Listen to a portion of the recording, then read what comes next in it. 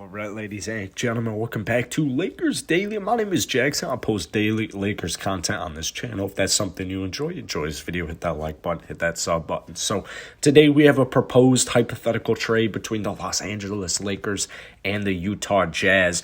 Now, the rumor on the street here is that the Jazz and Knicks have started some talks on a potential Donovan Mitchell trade.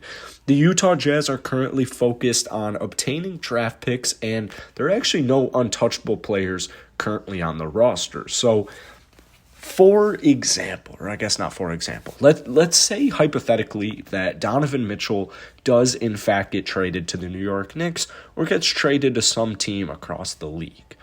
That opens up the entire Jazz roster. They're a couple weeks removed from trading away Rudy Gobert to the Minnesota Timberwolves. They got a phenomenal haul.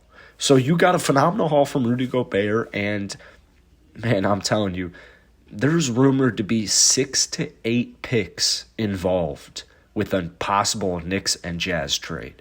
So the Jazz could be looking at like 12 or more draft picks accumulated through just 2 trades. But either way, if you do decide to trade Donovan Mitchell, you're kind of throwing the towel in for your current roster. So that leaves the rest of the squad up open for scraps. You can get as many scraps as you freaking want. Like, here's today's proposed trade. The Lakers are trading away Russell Westbrook, Talen Horton-Tucker, and a 2027 and 2029 first-round draft pick.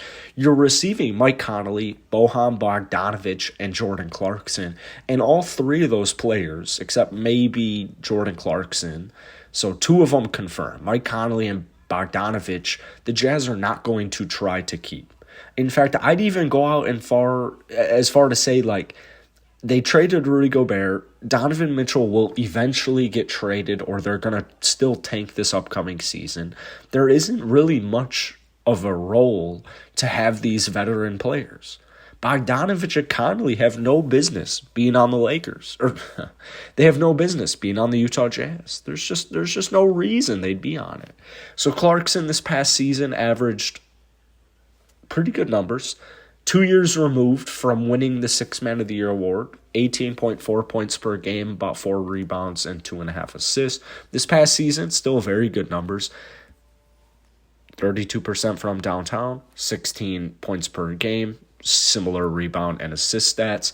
Mike Conley this past season, you're looking at about 14 points, 3 rebounds, and 5.3 assists. And he's also a plus 40% three-point shooter, so you got to keep that in mind. But, I mean, this would do a lot for the Lakers.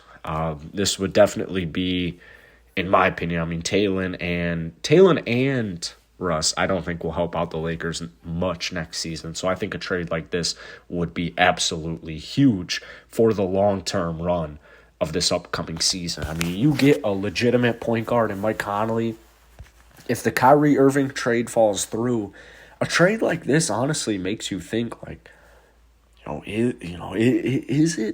is Kyrie even the best option? Like, if you can get a bench scorer in Clarkson and 2 sturdy starters, I guess Bogdanovic might even come off of the bench, but with LeBron there, I would say he definitely starts. You could run a lineup looking of sorts like Mike Conley, Lonnie Walker, Bogdanovic, LeBron, Anthony Davis. You could run some type of starting 5 like that, and I just think it improves vastly by adding those 2 players to the starting lineup.